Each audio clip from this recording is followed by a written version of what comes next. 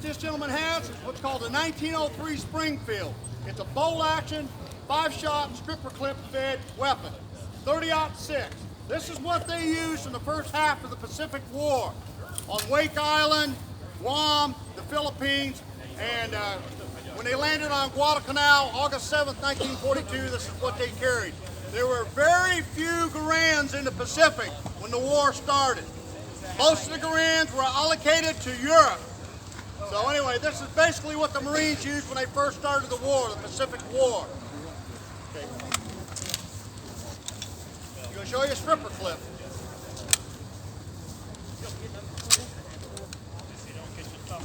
See, he takes his clip out. He's going to show you how to fire this as fast as you can.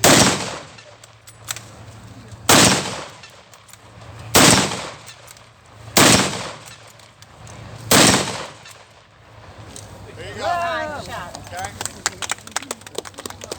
A good Marine could load and fire that in a few seconds and hit what he was shooting at downrange. The range of these were what? About 100 yards? 1,000? Okay, 1,000 yards. And you put a scope on that, even more. So, all right. Okay, I'm going to bring some more of my Axis friends up here. You guys going to do the weapons demonstration? Where's Jeff at? You ready, Jeff? Okay, we need. Now this is a weapon that I really want you to see and know about. Matter of fact, it's my favorite German weapon. It was called Hitler's assault weapon. During the war, the Germans were coming up with all kinds of new weapons, all kinds of machine guns to counter what the Allies had. This, like I said, this is called Hitler's assault rifle, or the Sturmgewehr 44. As you can see what it looks like, I have to say that the Russians copied off this for the AK-47. If you'll look at it. It's all stamped parts.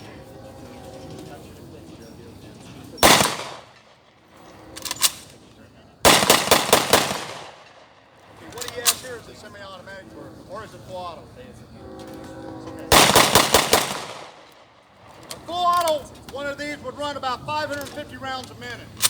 That's also what this gun represented too. Was a new innovation. Like I said, it was all stamped parts. Did you see he has a, was it 29 or 30? 30. 30? Okay. I'm trying to remember. So anyway, like I said, if you look at it, it looks something like the AK-47 that Kyle Balishnikov made while he was a tank operator in the Russian army. And then while he was in the hospital, he devised the AK-47. I think he stole it from the Germans. That's how I feel about it. So, anyway, that's the Sturmgewehr. What's the caliber?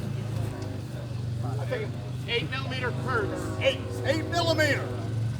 So, during the war, Hitler didn't want this assault rifle. He didn't know anything about it. He kind of got ticked off about it. But eventually, they adopted it. It's a very, very good weapon. A very good weapon.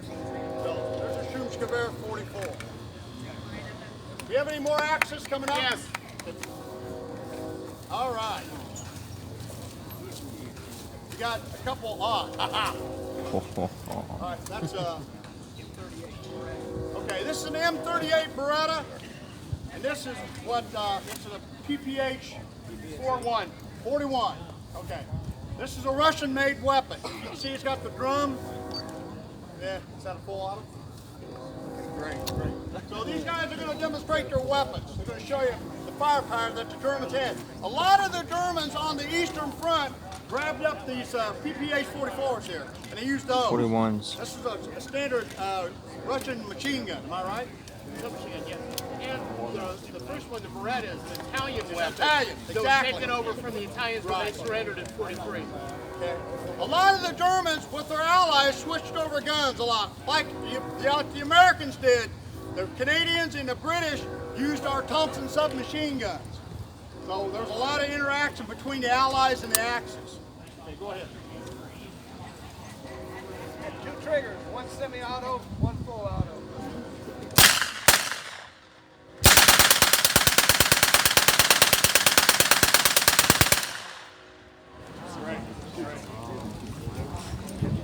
And that's Now he's going to do the Russian PPH PH. That's kind of a nice demonstration of how long a magazine lasts, too. Right.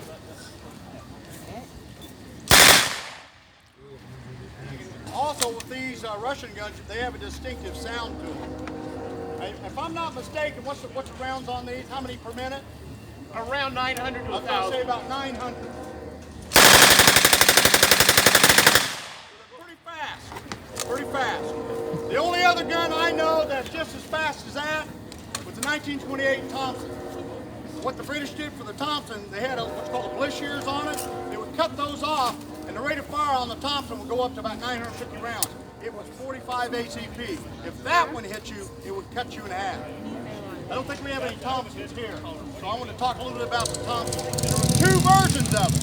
One was 1928, the gangster, what everybody associated with, and then the M1A1, which was the military version. The military version was 650 rounds a minute to 750 rounds.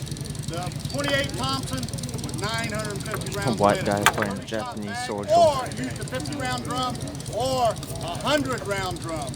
But in the war, they used a 50-round drum. Okay, who do I have next? Right. Next, we have another one of our Axis allies. We have a Japanese soldier here with his machine gun. Yeah, following up from my European theater, German allies here, we're switching to the Pacific theater. Represent a Pacific theater Imperial Japanese Armored machine gunner. This is a Type 99 Nambu light machine gun. They started the series with the Type 96. Looked about the same, slower rate of fire, 6.5 millimeter. They upped that to be more comparable to the American 30-06 with a 7.7 millimeter Japanese round. Fires out of 30-round box magazines and with good live ammo, which we don't use for obvious reasons. And this gas aperture turned up to the highest level. This will run about as fast as the German MG42 machine gun, 800 to 900 rounds a minute. So I'm going to demonstrate that.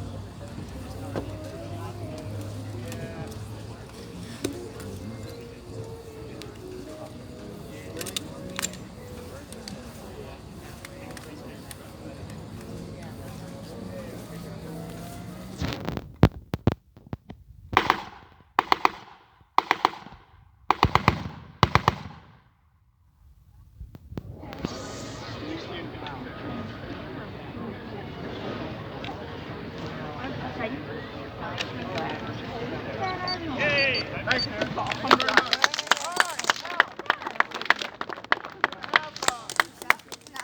Russian allies come up. They're going to demonstrate their weapons. And I'll let Jim and his partner there talk a little bit about their weapons. No, sir. Ja, politiek Google. I am political instructor Google. Это мой наган 95-я винтовка.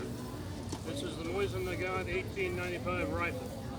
It is the iconic weapon of the Russian soldier in World War I and World War II. And they even say that some were seen in Vietnam. 7.62 millimeter. It uses a times 54 cartridge. It's almost always with the bayonet fixed. That's the way it was used. We almost never took the bayonets off. And the bayonet is cruciform, meaning it has 4 ribs. It's essentially the same bayonet that was used against Napoleon in 1812.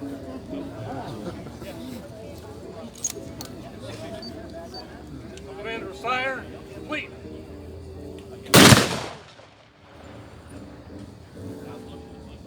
This is the Nagant pistol. It's also 7.62 millimeter short.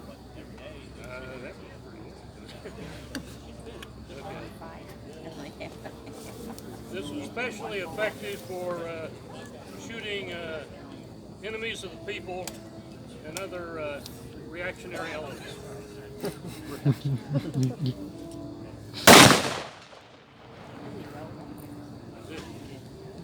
Starshina will now demonstrate the PPS. Starshina is the rank of Sergeant Major. Literally, that means elder. He's the company elder. I know I don't look, but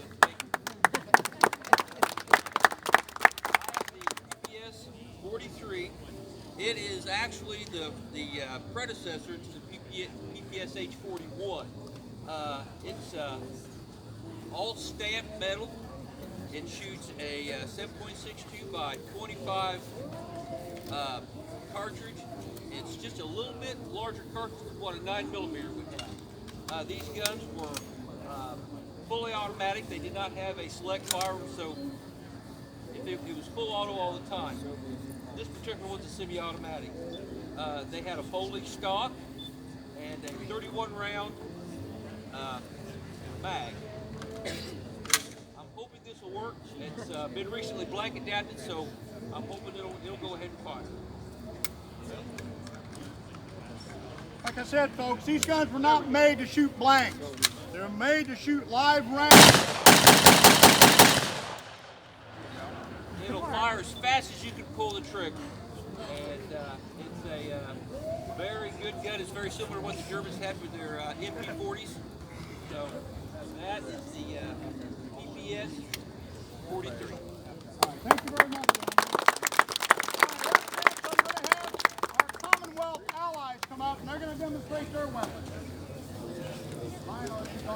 It's joking. Can you hear me okay? Didn't fall. This is the number 4 Mark I. It is the British Enfield, and this rifle originally came out, actually in that configuration, in about 1907. They were taken out of service with the British officially in about 1960, but were made as sniper rifles even as late as the 1990s. So this is the longest serving battle rifle in history.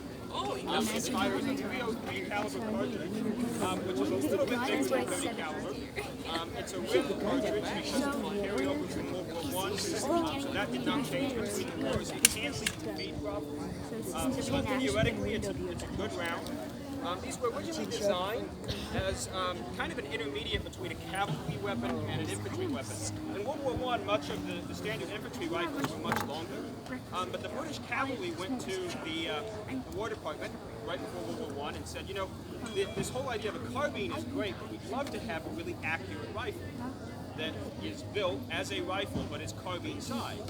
And of course the British Army said, well, that'd be great for us because it means that the rifle is going to be smaller and lighter, but still just as accurate.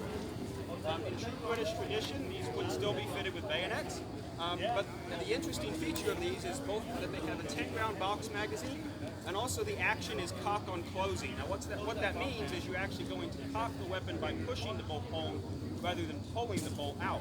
And it actually makes that action a little bit faster.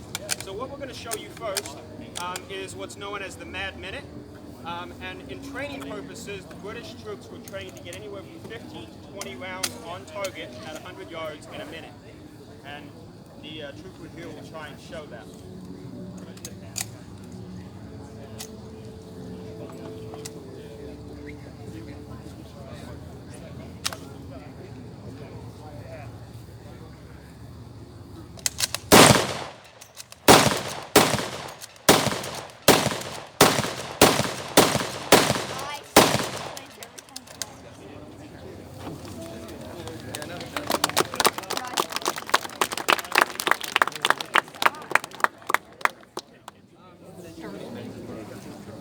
What he's going to put on his grenade launcher here, which was an attachment to the number 1, I'm going to try and demonstrate one of the CQB techniques that was taught to the British. It's probably the only, or the first of its kind, designed for street fighting or clearing. And the idea is that you would fire from the hip, using your thumb and your index finger to cycle the bolt, and your third finger, your middle finger to pull the trigger.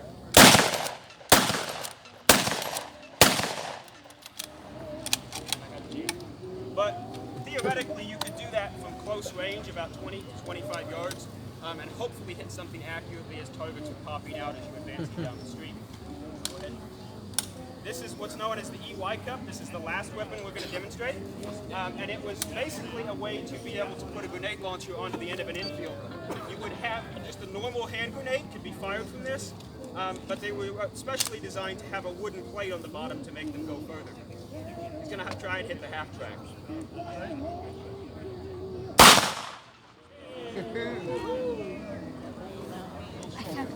That one's a little short. It normally would probably go twice that distance, but because we're using tennis balls and not the real thing with the weight and, like I say, with the extra fins on the actual grenade.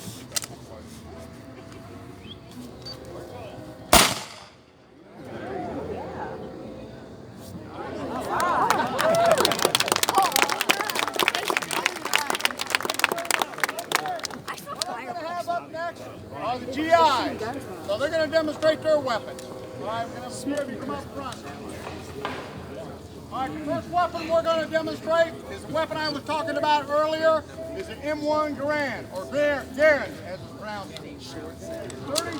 It's an 8-shot, flip-fed, semi-automatic weapon. It's a standard weapon of the Marines and the Army during World War II. Semi-automatic, 30-06. So let's 30-06 and put a mean, nasty hole in you. So he's going to demonstrate this weapon right now. He's going to test fire. Go ahead.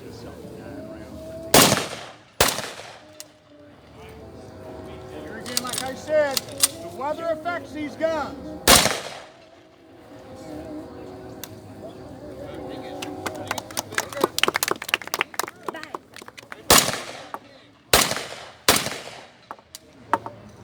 These weapons can be fired very, very fast. As fast as they can pull that trigger. Find all your money. Show another one here. You'll notice some of the equipment he got. You see his ammo belt. It's called a 10 pocket. What he would have, he'd have 10 clips in that 10 pocket. Just to show you. Okay, go ahead and fire your weapon. Yanked it out. There's a term in the Army, and plus among reenactors, you see how he's loading his weapon? If you're not careful, you can get what's called N1 Garand thumbs. In other words, the bolt will smash your thumb. Go ahead.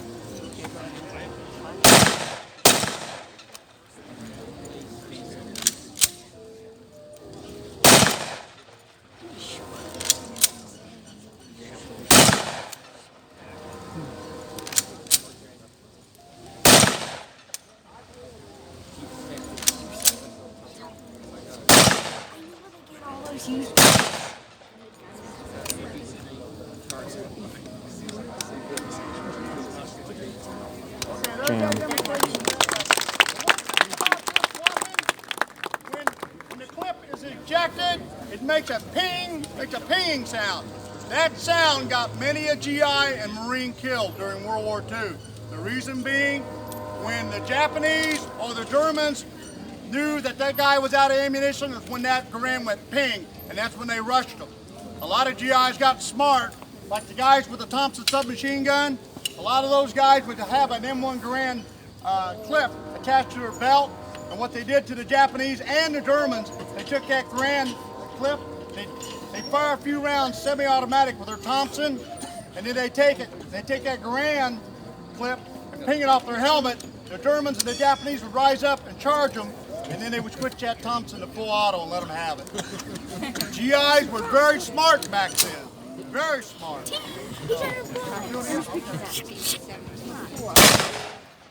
It didn't do the ping really loud, but like I said, that sound got a lot of GIs killed during World War II, especially in Normandy, the paratroopers, 82nd and 101. Okay. You ready to go, Rich? What I have next is an M1 carbine.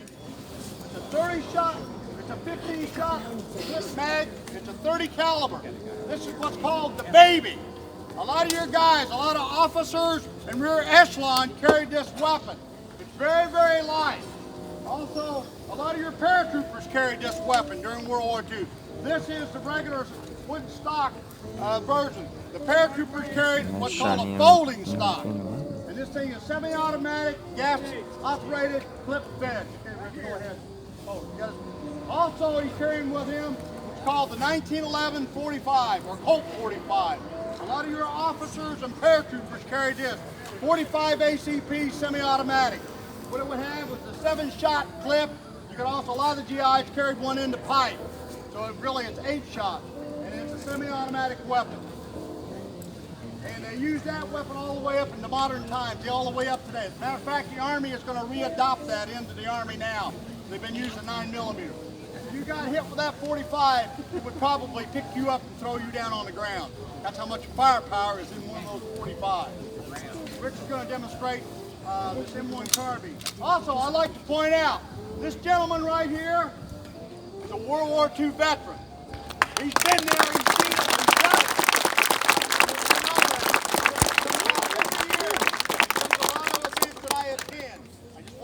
He needs a recognition because these guys are the reason why we are here now doing what we're doing. Woo!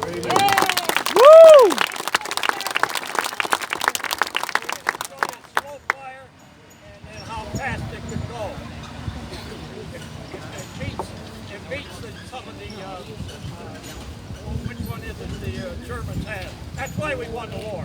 This one, I hope it works. I left mine home. This is, I borrowed this one. Go ahead, Randy. Oh.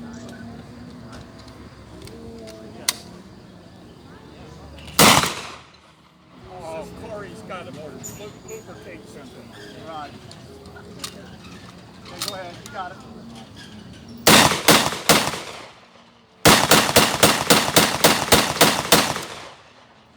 That was 15 shots.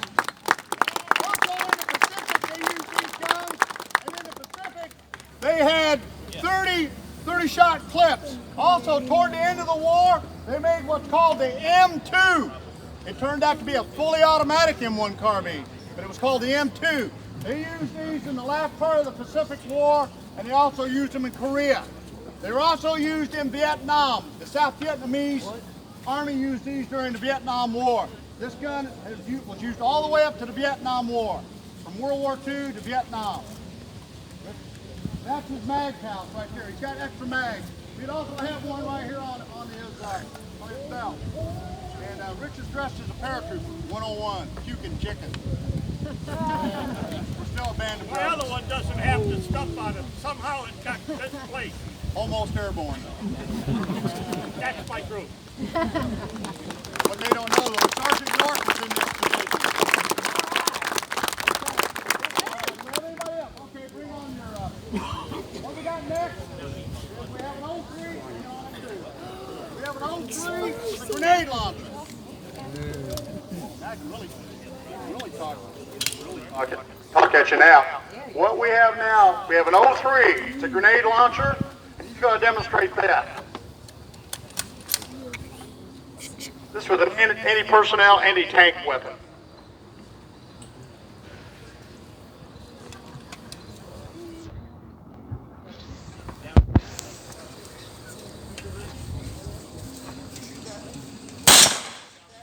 Boom. So what he would do, he would try to knock a track off a German tank.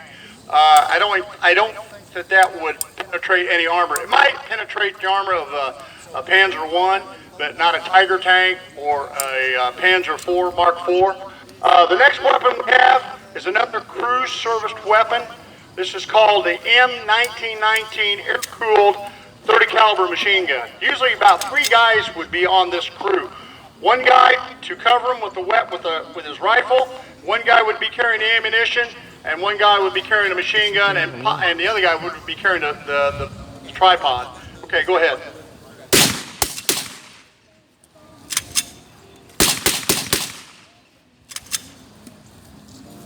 This was also 30-06. That was a standard round for the American Army during World War II. The other version of this weapon was a water-cooled 30 caliber M1919. They used those a lot in the early war of the Pacific. Have you ever seen some of the Pacific War movies? You've seen the little jacket that's around it, and they had a little box in there full of water, and that was to keep the barrel cool. So what we have here, like I said, this is the air-cooled version. It shot 1,100 rounds per minute. A lot of these weapons that these guys have, like this one right here, are semi-automatic. There are a few people that own fully automatic M1919s. We have in the camp, and we're going to use it. We have 50 caliber machine guns. I don't have it up here right now, but the 50 caliber. What a lot of people don't know about the 50 caliber machine gun is the range on that was 4 miles. Yeah, the guy's shaking his head. He knows. He's probably a veteran. But anyway, the 50 caliber machine gun, John Browning put that out. And it was used very extensively all through World War II, and it's used today over in the Middle East. They call it the Ma Deuce or the M2, and that's what they're using today. And the rate of fire for that 50 caliber is about, I think it's 550 rounds. And those were, a lot of the rounds in those were armor piercing. So what they could do is, like this half track, it would go right through that half track, and anybody was inside that half track would be nothing but body parts. You know what a 50 caliber can do to you. So, but I want to stress one thing about what we're doing here today, and also what I've just shown you. We are not glorifying war. I want that very clear. What we are doing is for education, for the young people. We want the young people to know that freedom is not free. There's 2 or 3 places I think a lot of the young people need to visit. One is Arlington Cemetery, one is Pearl Harbor, and if you get the chance to do it, go to Normandy. That's the price of freedom, folks. That's the price of freedom. So I just want you to know that. We're not glorifying war. So if you're against what we do here, I mean, that's your right to be here and not like it, but the bottom line is this. This is what gave us what we can do today. Give our freedom. We're honoring the World War II veterans. Actually, we're honoring all veterans of all wars. So I just want to make that perfectly clear. These guys research these weapons, they take care of these weapons, and they are trained in weapons safety. So when we do the battle today, you'll see that.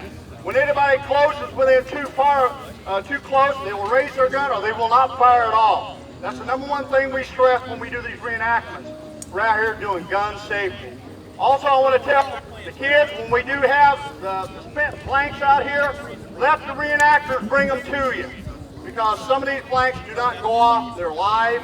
They don't want you taking them home because they hate to see a child take a hammer and hit the end of it, it goes off.